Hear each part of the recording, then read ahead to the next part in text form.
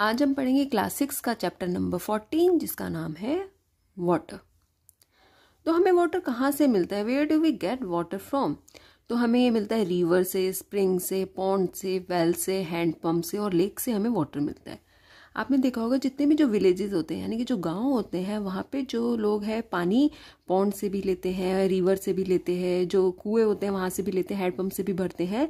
लेकिन जो शहर होते हैं, जो सिटीज़ होती हैं, उनमें जो वाटर होता है वो हमें जो पाइपलाइन होती है, हमारे घर में जो टैप्स होती हैं वहाँ से हमें मिलता है। वो कैसे मिलता है? आप सभी ने देखा होगा कि हर एरिया में, शहर में हर एरिया में बड़ी बड़ी टैंकीज होती हैं, जो वाइट कलर की बड़ी बड़ी टैंकीज होती है ना, वहाँ से सभी के घरों में पाइपलाइंस जाती हैं, ठीक है। और पानी जो है हमारे घरों में हमें मिलता है। लेकिन जो वो बड़ी वाटर टैंकी है जहाँ से सभी घरों में पानी सप्लाई होता है, उस वाटर टैंकी में पानी कहाँ से आता है? वहाँ पे पानी आता है रिवर से, ठीक है। जो लेक्स होती हैं वहाँ से आता है पानी उसमें। उसके बाद है वाटर साइकिल। वाटर साइकिल क्या है? ठीक है। अब क्या होती है कि जो लेक्स होती है, रिवर्स है, सी है, इनमें क्या होता है? पानी होता है। और जो प्राइमरी सोर्स ऑफ एनर्जी है हमारे एटमॉस्फेयर का, हमारे एनवायरनमेंट का, वो है सन, ठीक है।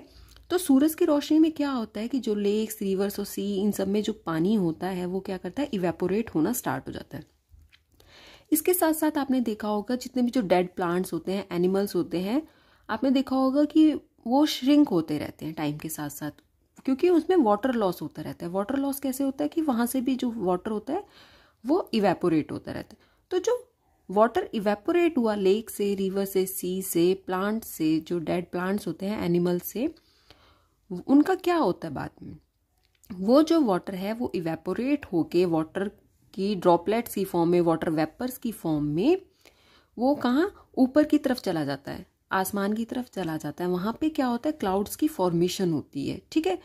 क्लाउड्स की फॉर्मेशन होने के बाद क्या होता है? जो वो वाटर ड्रॉपलेट्स थी, ठीक है, जो वो वाटर वेपर्स थे ड्रॉपलेट्स की फॉर्म में, यानी कि रेन की फॉर्म में, स्नो की फॉर्म में फिर से अर्थ पर आ जाते हैं, ठीक है। अब बारिश हुई, क्या हुआ? कुछ वाटर तो क्या हुआ जो सॉइल पे गिरता है, जब बारिश सॉइल के ऊपर होती है तो क्या होता है? वो जमीन के अंदर चला जाता है।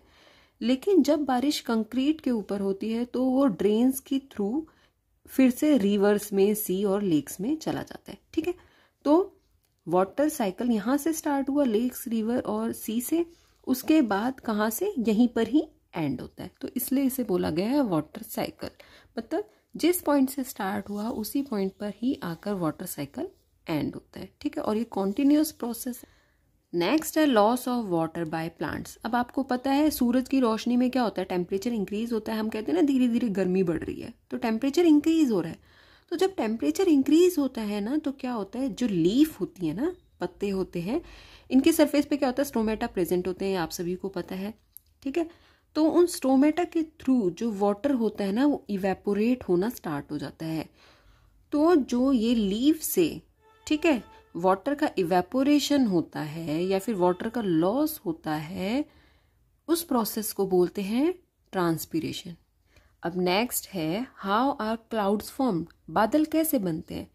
अभी इसमें फर्स्ट स्टेप ये है कि water evaporation from earth surface. देखो यहाँ पे अभी हमने वाटर साइकिल पढ़ा था पीछे, उसमें भी हमने यही बोला था ना कि जो लेक्स होते हैं, ओशियंस होते हैं और जितनी भी जो रिवर्स हुए हैं, पॉन्ड्स हैं, वहाँ से क्या होता है? वाटर का इवेपोरेशन होता है। तो अब ये सब कहाँ है? अर्थ की सरफेस पे तो है ना, लेक्स, ओशियन वगैरह।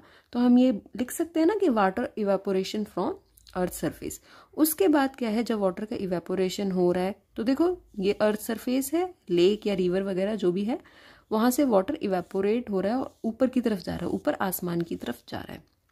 तो क्या होता है? जब ऊपर की तरफ जाता है ना, अर्थ सरफेस से जब ऊपर की तरफ जाती है एयर, वाटर वेपर जाते हैं, तो धीरे धीरे क्या होता रहता है?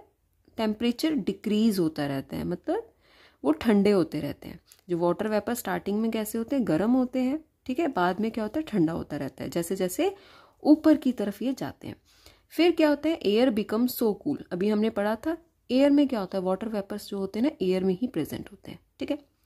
उसके बाद है कि जो वाटर वेपर होते हैं ना, वो कंडेंस हो जाते हैं। फिर क्या होता है? कंडेंस होने के बाद टीनी ड्रॉपलेट्स, छोटी छोटी ड्रॉपलेट्स बन जाती हैं। उसके बाद क्या होता है कि जो ये टीनी ड्रॉपलेट्स होती हैं ना, वो क्या करती हैं, जो एयर होती है ना उसमें फ्लोट करने लगती हैं, ठीक है, और हमें क्या क्लाउड्स की फॉर्म में अपीयर होती हैं, ठीक है। तो इस तरह से जो ये क्लाउड्स हैं उनकी फॉर्मेशन होती है। ये तो प्रोसेस ही ना यहाँ से लेके यहाँ तक, ये थी कि बादल कैसे बनते हैं। उसके बाद बारिश कैसे हुई, इन बादलों से बारिश कैसे होती है।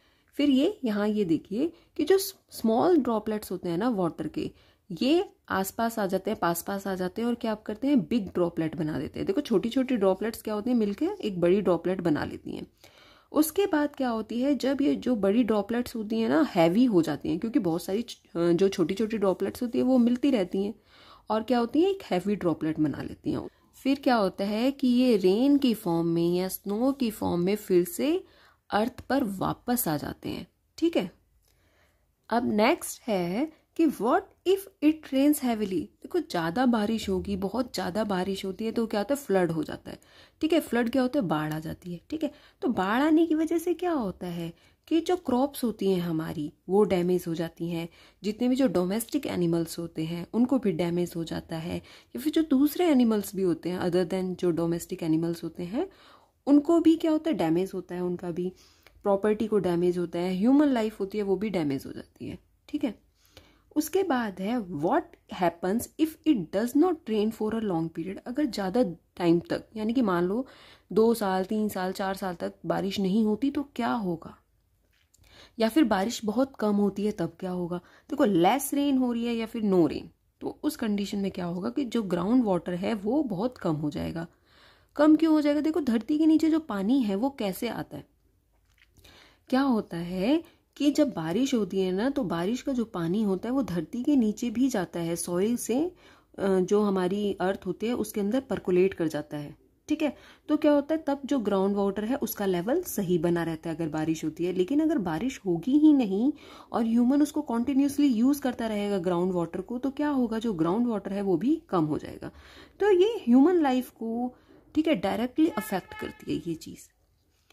उसके बाद है कि जो सॉइल होती है ना, सॉइल है, मान लीजिए आज आपने देखा होगा आपके आसपास अगर सॉइल है, अगर वो गीली है तो धीरे धीरे 2-3 दिन में वो अपने आप सूख जाती है। क्यों सूख जाती है, क्योंकि उस वहां से भी क्या होता है, इवेपोरेशन होता रहता है वाटर का। लेकिन मान लीजिए रेन हो ही नहीं रही है और वहां से कॉन्टिन्यूसली इवेपोरेशन होता जा रहा है सॉइल से, तो जब सूखा ही पड़ जाएगा तो क्या होगा, जो एग्रीकल्चर लैंड है वो तो भाई उसमें क्या होता है, खेती नहीं हो सकती क्योंकि सूखा पड़ गया। फिर क्या होगा कि जो ह्यूमंस हैं उनके लिए भी नहीं खाना हो पाएगा, ठीक है। और जो फोडर होता है, फोडर बोलते हैं जो जानवर खाते हैं ना जिसको, उसे बोलते हैं फोडर, ठीक है। तो जो जानवरों के लिए भी फोडर नहीं पैदा हो पाएगा। तो क्या होता है, अगर बारिश ज़्यादा हो रही है या बारिश कम हो रही है तो ये ह्यूमंस की लाइफ को और जो एनिमल्स होते हैं उनकी लाइफ को ख़राब ही करती है। तो एक बैलेंस में बारिश का होना भी ज़रूरी है।